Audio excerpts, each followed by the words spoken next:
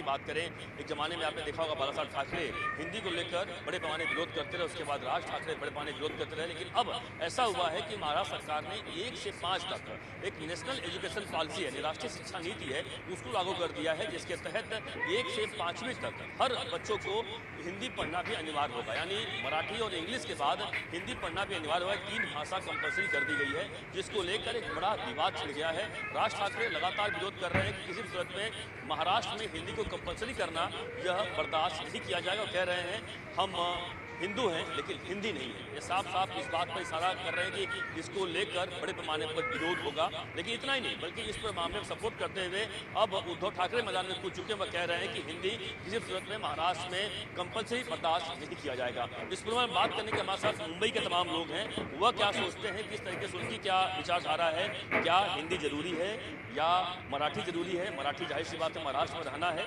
मराठी आनी चाहिए, बात हर कोई मानता है। लेकिन आप क्या कहेंगे कि पहली बात तो मैं आपसे कहूँगा कि मराठी आती है आप लोगों को, या महाराष्ट्र में रहते हैं, मराठी से आप लोग प्यार करते हैं या मराठी का विरोध करते हैं?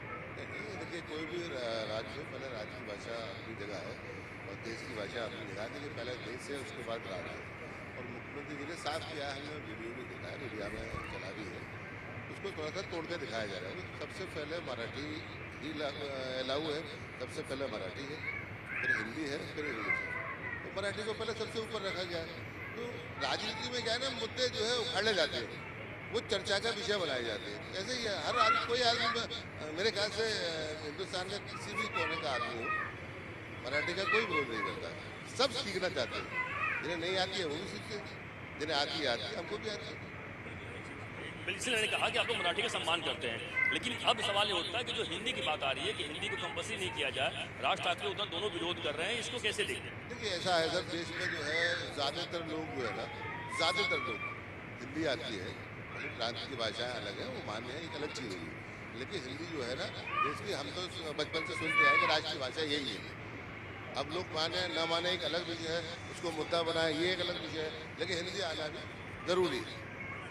आप क्या मानते हैं कि हिंदी को लेकर जो विवाद छिड़ गया है, मराठी बिल्कुल महाराष्ट्र में है, प्राथमिकता मिलनी चाहिए और हर कोई देता भी है, कोई विरोध करे बिल्कुल वो गलत है, लेकिन आप क्या सोचते कैसे देखते हैं हिंदी और?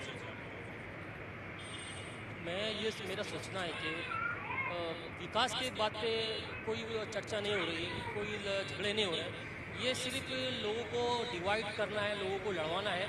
भाषा, कभी भाषा पे, कभी मराठी वर्सेस हिंदी पे, और कभी मुस्लिम वर्सेस हिंदू पे। मतलब ये ऐसे मुद्दे उठा रहे हैं जिससे लोगों के जहन और दिमाग भटक जाए और लोगों को अपना काम धंधा छोड़ के ये अपनी राजनीति चमकाने के लिए ये कभी कभी राज ठाकरे और उद्धव ठाकरे साहब आज एक हो गए, मैंने भी न्यूज़ में देखा है।